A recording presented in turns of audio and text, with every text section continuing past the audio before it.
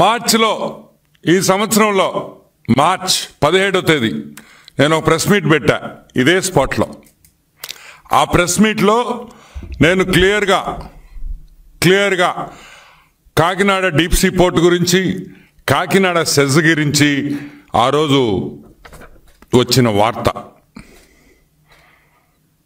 ఆ రోజు ఆ ప్రెస్ మీట్ వార్త, పేపర్లో వచ్చిన వార్త క్లియర్గా ఆ రోజే తెలుగుదేశం పార్టీ చెప్పింది. ఏమని చెప్పింది? జగన్మోహన్ రెడ్డి దొంగతనం చేశాడు, జేబు దొంగ అని క్లియర్గా మేము చెప్పాం. పారిశ్రామికవేత్తలు ఆంధ్ర రాష్ట్రంలో ఎక్కడైనా సరే డబ్బు సంపాదించే కంపెనీలన్నీ జగన్మోహన్ రెడ్డికి వాటా కావాలని, ఆ కంపెనీలు జగన్మోహన్ రెడ్డి ఖాతాలోకి వెళ్ళాలని ఆ రోజే మేము చెప్పాం. కానీ మా మాట ఎవ్వరూ నమ్మల. కానీ ఈరోజు ఛార్జ్ షీట్ ఫైల్ అయింది. ఈరోజు ఏకంగా సిఐడి ఛార్జ్ షీట్ పెట్టింది. ఎవరి మీద పెట్టింది? ఎందుకు పెట్టింది? కాకినాడ సెజ్ ఏంది, కాకినాడ డీప్ సీ పోర్ట్ ఏంది అనే రెండు విషయాలు ఈరోజు మనం మాట్లాడుకుంటాం. First let me start with Kakinada deep sea port. Kakinada SEZ 8,320 ఎకరాలు. ఎంత? 8,320 ఎకరాలు కాకినాడ సెజ్ విస్తరణ. పెద్ద ఏరియా. వన్ ఆఫ్ ది, నాకు తెలిసి శ్రీ సిటీ తర్వాత కాకినాడ సెజ్ చాలా పెద్దది ఆంధ్ర రాష్ట్రంలో. ఈ సెజ్ మీద జగన్మోహన్ రెడ్డి కళ్ళు పడ్డాయి. ఎందుకంటే ధనవంతుడు, ఎంత ధనం ఉందని ఆ రోజుల్లో ఆవులు ఎంత ఉన్నాయంటే పెద్ద రెడ్డో లేకపోతే పెద్ద మనిషో ధనవంతుడో అని చెప్పేవాళ్ళు. ఇప్పుడు భూములు ఎంతుంటే అంత ధనవంతుడు అనే విషయం మీరందరూ గుర్తుపెట్టుకోవాలి. ఫిబ్రవరి 28, 2012లో గవర్నమెంట్ ఆఫ్ ఇండియా కాకినాడ సెజ్కి 2012లో కాకినాడ సెజ్కి 8,320 ఎకరాలు ఇచ్చింది. దిగారు జనాలు. పందులు, చిన్న పంది, పెద్ద పందికి చిన్న పంది పుట్టద్ది. పెద్ద పందులు ముసిలి పందులు అయిపోయినాయి అని చిన్న పందులన్నీ రూట్లోకి వచ్చినాయి. ఈ చిన్న పందులు? విక్రాంత్ రెడ్డి, విక్రాంత్ రెడ్డి, వైవి సుబ్బారెడ్డి కొడుకు శరత్ చంద్రారెడ్డి. ఎవరి శరత్ చంద్రారెడ్డి? మన పొట్టోడు వియంకుడు అన్న. ఏ పొట్టోడు? పొట్టి సారాయి రెడ్డి అల్లుడు అన్న. ఇదే శరత్ రెడ్డి తీహార్ జైల్లో 6 నెలలు ఉండేసి వచ్చాడు లిక్కర్ స్కామ్లో. ఇంకెవరు? The great Vijayasai Reddy, MP. పొట్టి సారాయి రెడ్డి కూడా ఈరోజు ఈ ఎఫ్ఐఆర్లో పెట్టారు. ఎందుకు పెట్టారు? ఎందుకంటే అరబిందో అనే కంపెనీ, ఏ కంపెనీ దీంట్లో వాటా కొనిందో ఆ అరబిందో వియంకుడు విజయసాయి రెడ్డి, పొట్టి సారాయి రెడ్డి కాబట్టి అని మీకు అందరికీ మనవి చేస్తున్నా. కత్తులు పెట్టారు, గన్నులు పెట్టారు, బెదిరించారు, మీటింగులు పెట్టారు, ఇంటికి రమ్మన్నారు ఆ కేవీ రావు గారిని. కేవీఆర్ గ్రూప్ అంటాం వాళ్ళని. ఆ కేవీ రావుని ఇంటికి రమ్మన్నారు. ఆ విషయం ఏ విధంగా వీళ్ళు ఆ షేర్స్ దొబ్బేశారో అది నేను కాకినాడ సీపోర్ట్ దగ్గరికి వచ్చినప్పుడు మాట్లాడతా. ప్రస్తుతానికి కాకినాడ సెజ్ గురించి మాట్లాడతాం. ఓకే, కాకినాడ సెజ్ 8,320 ఎకరాలు ఎంత కొన్నారో తెలుసా? వాటా కేవీ రావు వాటా దాంట్లో 48.74%లో ఆయనకి ఆల్మోస్ట్ 2,011 ఎకరాలు, 4,011 ఎకరాలు కేవీ రావు గారి కేవీఆర్ గ్రూప్కి ఉంది. ఈ 4,000 ఎకరాలు ఎంత కొన్నారో తెలుసా? గెస్ చేయండి. 12 కోట్ల రూపాయలు. 4,011 ఎకరాలు 12 కోట్ల రూపాయలకి బెదిరించి, తుపాకీ పెట్టి బెదిరించి ఈ హాఫ్ టికెట్ జగన్మోహన్ రెడ్డి ఈ డబ్బులు 4000 ఎకరాలు కొట్టేశాడనే విషయం మీరు అందరూ గుర్తుపెట్టుకోవాలి. అంటే కాకినాడ పోర్ట్ పక్కన 29,917 రూపాయలకి 1 ఎకరా కొన్నారు. ఈరోజు జగన్మోహన్ రెడ్డి నేను అడుగుతున్నా, పొట్టి సారాయి రెడ్డిని అడుగుతున్నా, భారతదేశంలో ఎక్కడైనా సరే 29,000కి 1 ఎకరా దొరకద్దా? 29,000కి 1 ఎకరా భారతదేశంలో ఎక్కడైనా దొరకద్దా అని మేము అడుగుతున్నాం. ఏమి కేవీ రావుకి అంత ప్రేమ మీ మీద? అంటే పొట్టి సారాయి రెడ్డి, జగన్మోహన్ రెడ్డి లావు పొడుగనే? పొడుగైతే కాదు, లావు అయితే కాదు. మరి ఏమి చూసి నీకు 29,000 రూపాయలకి 1 ఎకరా ఇచ్చారు? నీలో ఏముందని ఇప్పుడు నేను అడుగుతున్నా. పొట్టి సారాయి రెడ్డి, జగన్మోహన్ రెడ్డిని ఇద్దరిని అడుగుతున్నా. జగన్మోహన్ రెడ్డి, నీకు బెంగళూరులో ప్యాలెస్ ఉంది కదా, ₹1 ఇచ్చేస్తానాక ఇచ్చేస్తావా అని అడుగుతున్నా. నీ బెంగళూరులో ఉండే ప్యాలెస్ నాకు ₹1 ఇస్తావా? లేదు తాడేపల్లిలో నీ కొంప ₹1 నాకు ఇస్తావా? లేదు విజయసాయి రెడ్డికి హైదరాబాద్లో 1.5 ఇళ్ళు, 1.5 ఎకరా ఇళ్ళు ఉంది, 55,000కి నాకు ఇచ్చేస్తావా? 60,000 వేసుకో.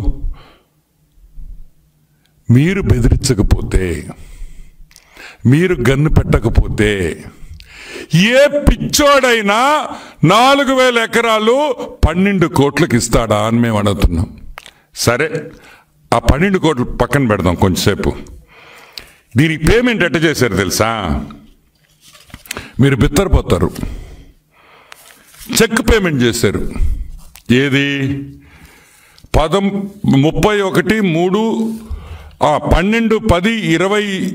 2020లో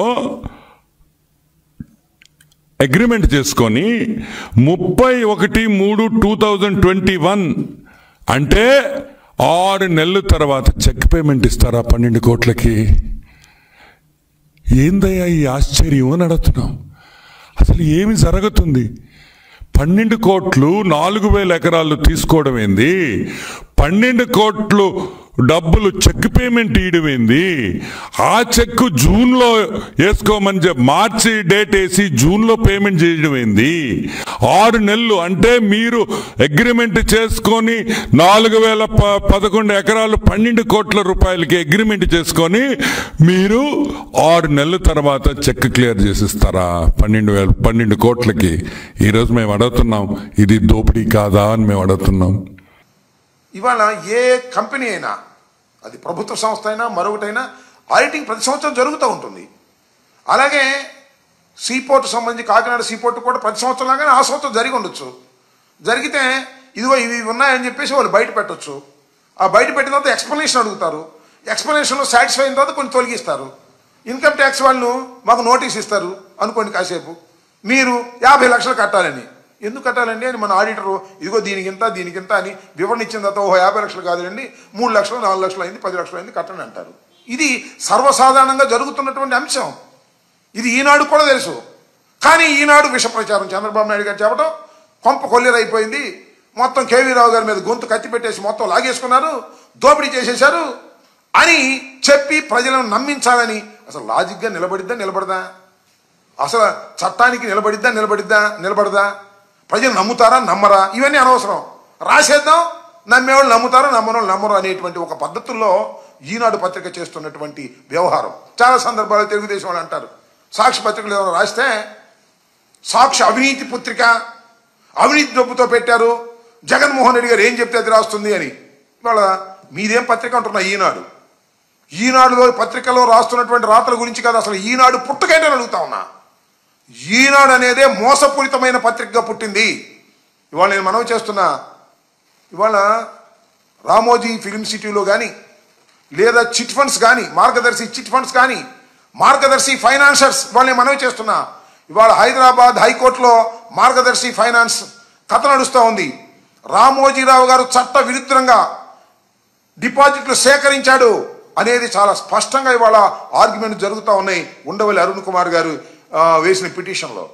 అంత అవినీతి పుత్రిక మీది. ఈ పత్రిక చంద్రబాబు నాయుడు గారు కాపాడుతున్నటువంటి పత్రిక ఇది. చంద్రబాబు నాయుడు గారి కోసం కథలు రాసే పత్రిక ఇది.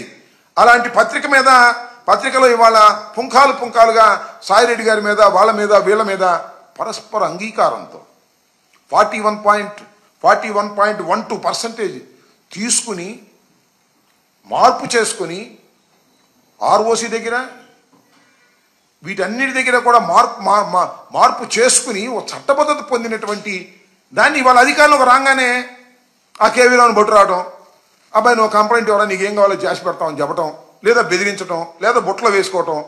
అదేమంటే మావాడు కాబట్టి వేసుకోవడం, ఆయన మీద కంప్లైంట్ ఇవ్వడం, రిజిస్టర్ చేయటం, లుకౌట్ నోటీస్ ఇవ్వడం, వీలైతే అందరిని లోపలేసేస్తామని బెదిరించడం. This is the blackmailing politics Chandrababu Naidu గారు ఆడుతున్నారు. దాహం తీరలా ఆయనకి. ఇన్ని కోట్లు సంపాదించినా, ఇన్ని ఆస్తులు సంపాదించినా దాహం తీరలా. జగన్మోహన్ రెడ్డి గారి మనుషులు కానీ, జగన్మోహన్ రెడ్డి గారికి సన్నిహితంగా ఉండేవాళ్ళు కానీ, ఆయన సామాజిక వర్గానికి సంబంధించిన వారు కానీ డబ్బులు సంపాదించుకుంటే సహించకూడదు. వాళ్ళు సంపాదించుకుంటే రేపు ఏదన్నా మన అధికారానికి ఇబ్బంది వస్తుందనేటువంటి ఉద్దేశంతో నేను మనవి చేస్తున్నా. 500 కోట్ల రూపాయలు ఇచ్చారండి ఈ అగ్రిమెంట్ చేసుకున్నప్పుడు. 41.12కి 500 కోట్లు, 949 కోట్ల రూపాయలు ఇచ్చి చేసిన ఊరిని అబ్బాబురిగా చేసుకోలేదే, అన్నీ అయిపోయినాయే. ఆ తర్వాత మళ్ళీ వాళ్ళు మేము అధికారంలోకి వచ్చాం కాబట్టి ఈ కేసులు తోడదాం, ఈ ప్రాపర్టీస్ డిస్ప్యూట్స్ తేల్దాం, ఇబ్బంది పెడదాం, వీరుంటే నొక్కేద్దాం. నొక్కటం మీ వల్ల కాదని కూడా ఈ సందర్భంగా నేను మనవి చేస్తున్నా. అదేమంటే PKL Sridhar and company and సంతానం ఎల్ఎల్పి ఇదేదో బినామీ కంపెనీ అనో లేకపోతే సాయిరెడ్డి గారి సొంత కంపెనీ లాగా చెప్పేటటువంటి పరిస్థితులు మీరు తీసుకొస్తున్నారు. చాలా దుర్మార్గంగా చంద్రబాబు నాయుడు గారు, ఈనాడు, పచ్చపత్రికలు వారికి ఉన్న బలాన్ని ఉపయోగించేటువంటి కార్యక్రమం చేస్తున్నారు. ఇంకోటి కూడా చెప్తున్నా, నేను డైరెక్ట్గా కేసే పెట్టొచ్చుగా. మొట్టమొదటి రోజునే అటు బెటరు. ముందు ఒక ఆయన పంపించారు మహానుభావుడిని. వెళ్ళి ఆయన పీడిఎస్ రైస్ పట్టుకుంటా అన్నాడు. అది పట్టుకోలా. సీజ్ ది షిప్ అన్నాడు. అది కాల. అసలు సీజ్ ది షిప్ కాదురా బాబు, మొత్తం పోటీనే చేద్దాం అనుకుంటున్నారు. ఏంది నాకు అర్థం కాల. మొట్టమొదటి చెప్పొచ్చుగా. కానీ ఒక్క విషయంలో మాత్రం నాకు బాగా నచ్చాడబ్బా చంద్రబాబు నాయుడు గారు. పవన్ కళ్యాణ్ గారిని ఎంత చక్కగా ఉపయోగించుకోవాలో అంత చక్కగా ఉపయోగించుకున్నాడు. ఎందుకో తెలుసా? ఈ కేవీ రావు అనే వ్యక్తి చంద్రబాబు నాయుడు గారి బినామీ అని, చంద్రబాబు నాయుడు గారే పోర్టు కట్టబెట్టాడని భీంకాలు పలికాడు. ఎవరు? పవన్ కళ్యాణ్ గారు. ఎప్పుడు? 19 ఎన్నికల్లో ఉపన్యాసం చెప్పాడు. ఇది అన్యాయం, అక్రమం, దోపిడీ, కేవీ రావుకి మొత్తం కట్టబెట్టేశాడు. అన్ని కేకలేసావే. ఇవాళ వెళ్ళి కేవీ రావు గారికి డిస్ప్యూట్కి ప్రారంభోత్సవం చేసి వచ్చాడండి.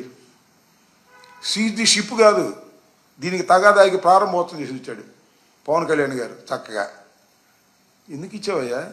నువ్వు ఉప ముఖ్యమంత్రివి, నీకు ఇండివిజువాలిటీ ఉంది, చాలా సిన్సియర్గా ఉంటాను అని చెబుతున్నావు. ఎందుకు ఈ వ్యవహారం, ఈ దొంగ వ్యవహారం నువ్వు ఎందుకు వెళ్ళా? డబ్బులు తీసుకుంటున్నావా అంటే మావాడు మళ్ళీ కోపం. డబ్బులు తీసుకొని ఎందుకు వెళ్ళి ప్రజాసేవకి వెళ్ళావా? అసలు కేవీ రావుకి మన అరవిందోకి జరిగినటువంటి ఒడంబడిక సక్రమం కాదని ఎలా చెప్తారు మీరు అని అడుగుతా ఉన్నా. ఇలాంటి దుర్మార్గమైనటువంటి కార్యక్రమాలు చేసేటటువంటి పరిస్థితుల్లో ఇవాళ చంద్రబాబు నాయుడు గారు ఉన్నారు. అసలు చంద్రబాబు నాయుడు గారు ఏం చేసినా ఇలాగే ఉంటుంది, కామెడీగా. చాలా చిత్తం లోతుగా చూస్తే కామెడీగా ఉంటుంది. మీరు చూశారుగా, సీజ్ ది షిప్. హీరో పలికిన డైలాగా ఇది, కామెడియన్ పలికిన డైలాగా?